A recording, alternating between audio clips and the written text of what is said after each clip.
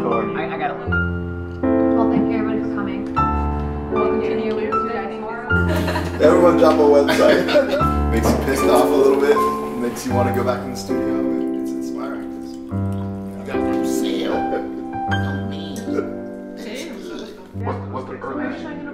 No, but I'm creating and doing all the setups. I would love to see you live. I mean, as an artist, I'm not trying to capture, I'm trying to release, and it's inherent in my work personally because this is for other people to extract, whether or not where I'm from, and what I'm presenting. I'm just releasing these urges to create using things that are current topics.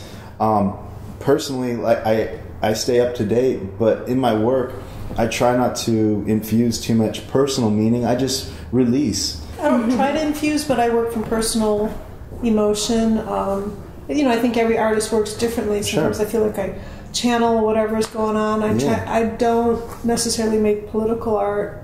Like I said, it's more from emotion, but I want people to come to it and be touched by it and recognize it. So I try and be as honest as I can, have as much substance and, of course, compositional movement and everything with the sculpture, but so someone could walk around and get feeling from my work. I go in with an agenda into my studio. I create work where I use a lot of hidden messages. I mean, Hirschfeld is one of my biggest influences because I liked cartoons. But he used to always put his niece's name in his work, Nina. So in all of my work, I have cryptic messages, things that relate to me and my family. My name itself, Milton 510. I sign all of my work, Milton 510. I'm the fifth boy of 10 children. 5 boys, 5 girls, fifth boy, 10th kid, baby of the family.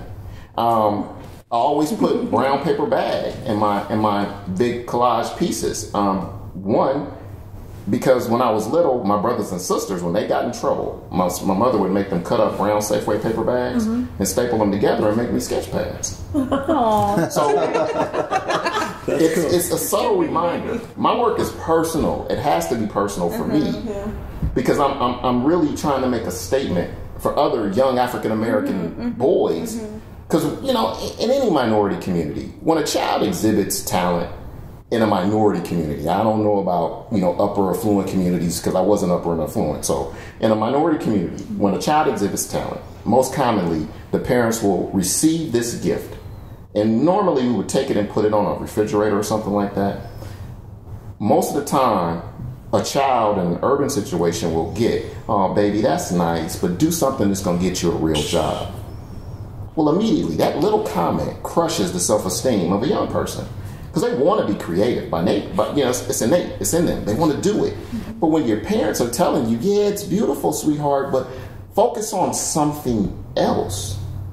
My mother didn't do that to me. I've always done art as a kid, and I took a ceramic class, and they're like, you can major in art. I'm like, really? Yeah. And so then Mom, Dad, I want to major in art, and my mom was like, how are you going to support yourself? Kind of the same what you were saying.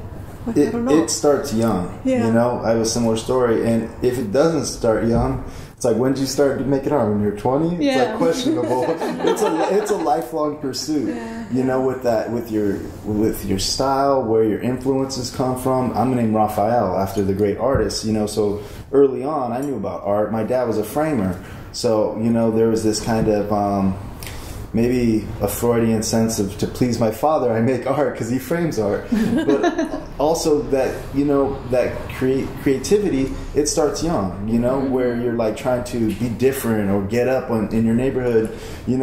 People say, or you say you're an artist, if you're, a certain type of person, if you're on the street, they're like, oh, you rap, or do you play drums, or what do you do? I'm a painter. Oh, you paint houses? I'm like, no, I paint pictures and I sell them. I always wanted to create things, whether it be something to get attention. If you look at my work now, it's, whoa, look at me, or to create metaphors, to create commentary, to create just visual information for a young kid to be inspired by. Like, my brain is functioning, you know?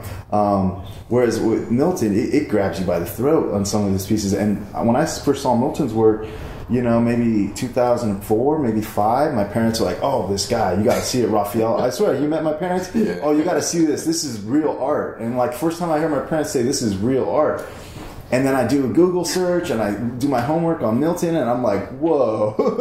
This is the first time in the Sacramento area where I saw it was content oriented, where it was highly charged with a lot of emotions. I think I first saw your piece with the pig. Oh yeah. Yeah, where it had the that got me in trouble here. It was a pig and it was a butcher's diagram of a pig. And it had LAPD, Oakland PD. Yeah. It was the pieces, yeah.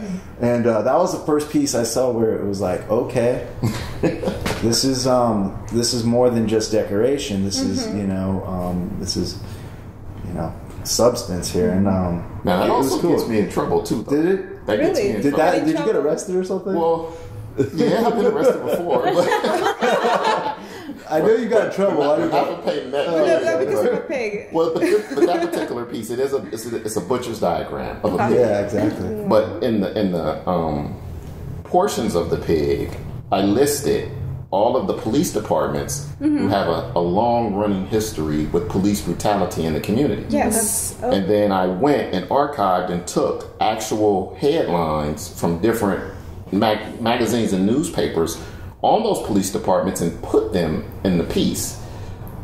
The one thing in terms of my work is that I deal with walks down memory lane, social commentary, sports, art history, but the ones that tend to get the most attention are always my social justice or political type pieces. I don't look at any of my work as politics, though. I honestly don't. I just look at it as something that happened. You know, the whole thing is this. I just believe that the truth is permanent. Everything else falls by the wayside. So the content of my work is just truth. Now, all the time, people might not agree with the way I present it, but they can't argue that it happened. Because it happened. Okay. You know, so. We're just like kind of figuring out how to justify things to become art. And this word of art doesn't really mean anything because African art or the mask or pre-Columbian art, these things are not art.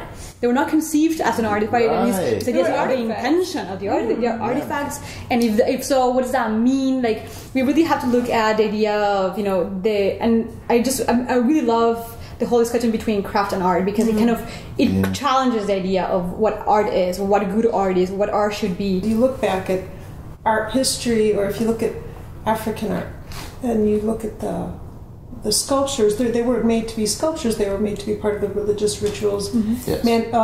Mediators between man and their gods, and we look at them as art, so we say, okay, we're putting them on a pedestal, and this is art. Absolutely. And so, but it's not, it's the expression of human beings, and so yes, it's powerful, and we change it and we foster it through teaching. You know, when I teach, I don't want them to be making the Michelangelos. It's your own personal expression. See what could come from yourself and how empowering it is to be able to be expressive and say it and make it and have it in a piece of clay or a painting. Sure. And I mean, that's the wonderful thing of art for me is the communication through the cultures, through the time.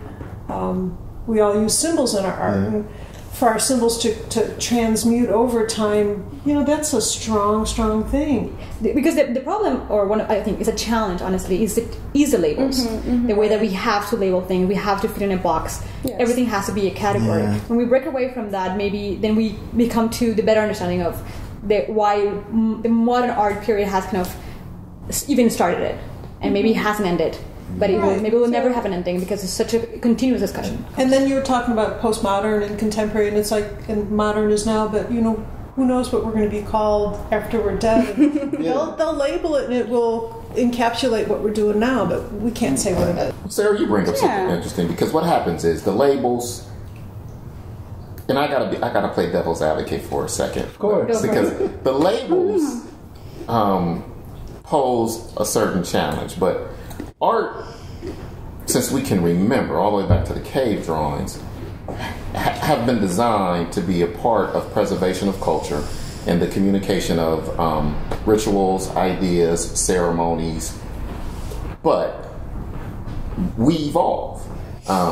Things change. And when art became a commodity, the meaning of art has forever been changed. No different than Jackson Pollock making a mistake in his studio along the side of his canvas, which ultimately made it to canvas and changed art history once again. A whole new chapter was opened because now you have this thing called abstract expressionism, where, you know, powerful enough to steal the thunder from the European masters. It's pretty powerful. But was it just that his art was interesting, or did a marketplace have a lot to do with why that work is so important? Because he wasn't even the best abstract artist by definition over the years, but he has to be considered the father and the most important because he opened the door. You know, Pollock, you know, his earlier stuff, dealers might have said, you know, this looks like Picasso on a bad day or something. You know, it was good, but it was done, and it was so hot at that time, you know. He had to dispel all the notions of previous predecessors and kind of strike anew. But, you know, he took a break and then, okay, you know. Pollock forces us to look at art and art history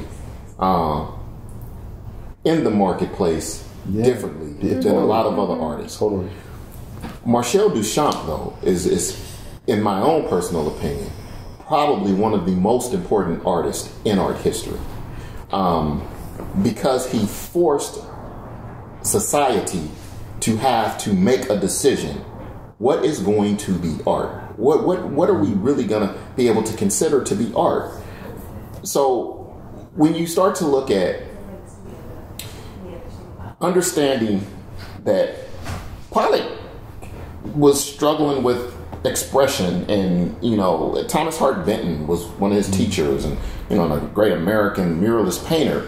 But you don't necessarily see that in his work, and you start to see that he is one of the oddities where his early works do not carry the value of his signature pieces. In most cases, for most of any master artist, early works that kind of signify the journey for an artist tend to exceed in value, you know, the later works in life, because they're the early ones. And it's like, ooh, this is how he got there, with the exception of Pollock. If they ain't those drip paintings, collectors don't really want them. Do you make your work just so you can sell it?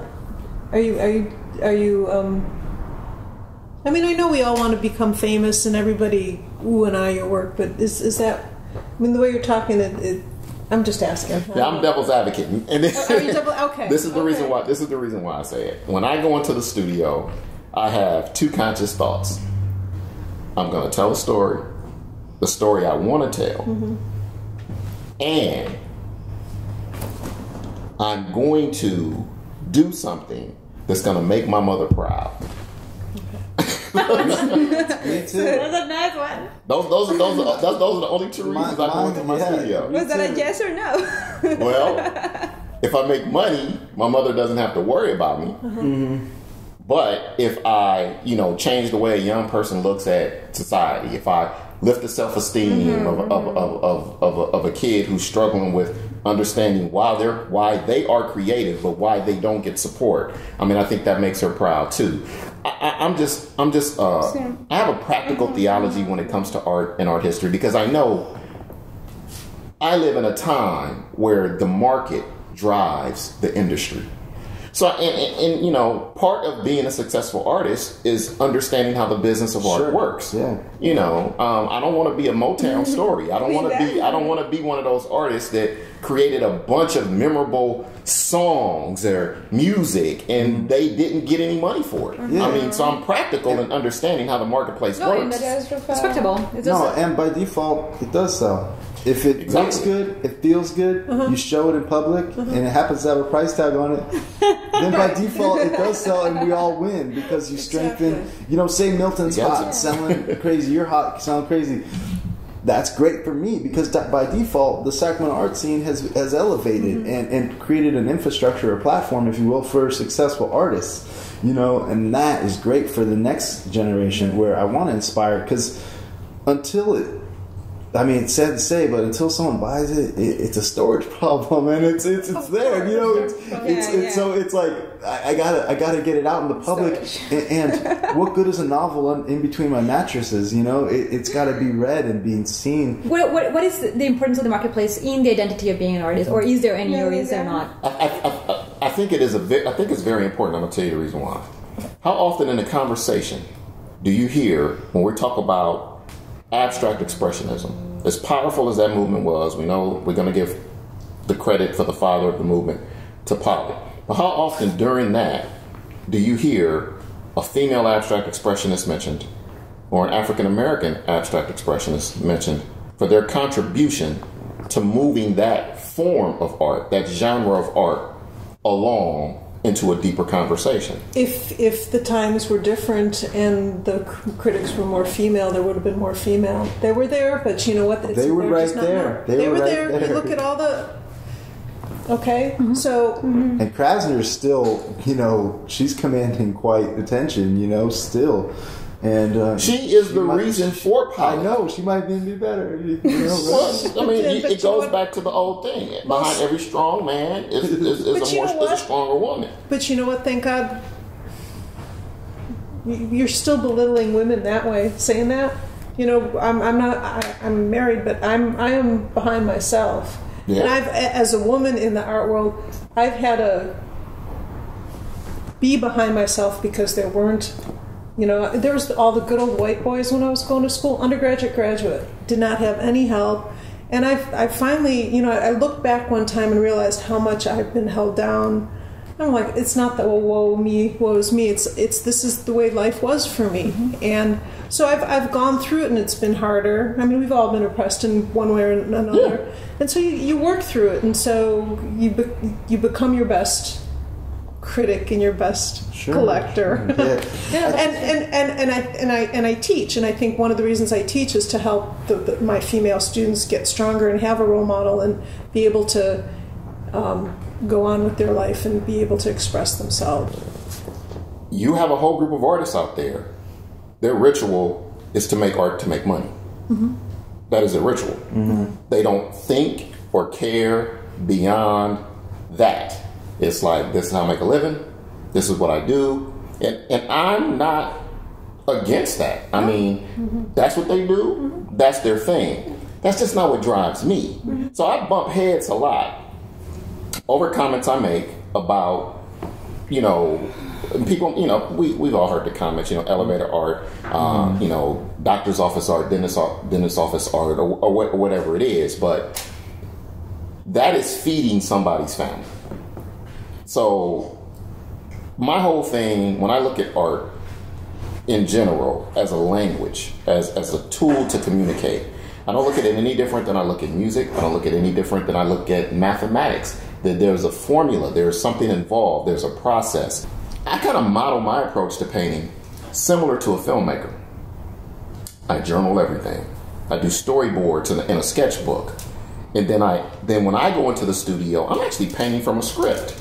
I'm not just going in and pulling things from imagination. I'm going from a script. So I'm following it like a movie. So I know that there's a beginning, a middle, and an end.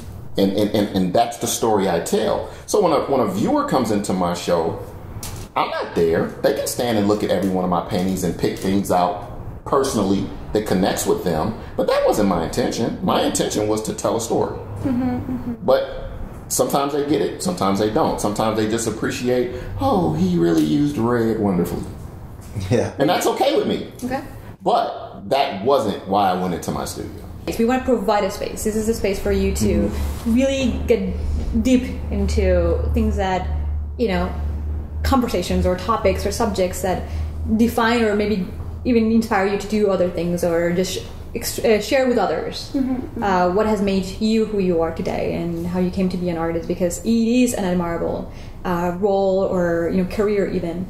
And I think that we just have to shut it out and say, look at us, rest of the world, it's awesome. But honestly, if I would, I'm doing art because I know there is no better way for me to impact change in my community than with those particular skills. Yeah, man. See, I have a skill set to affect change. I'm not a preacher. I'm not a politician. I'm an artist. So my way to affect change is to use my ability to create to do that. But honestly, if I could, you know, throw 120 miles an hour and I'm left-handed, I'd be playing baseball.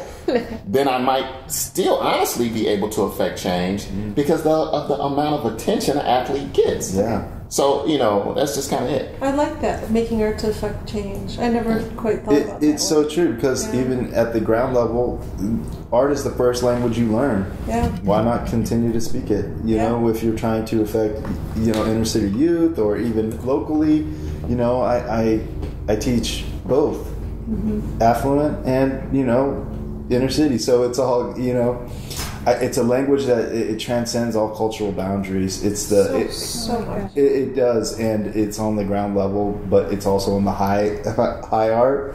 But it's a language we all know, and it does affect.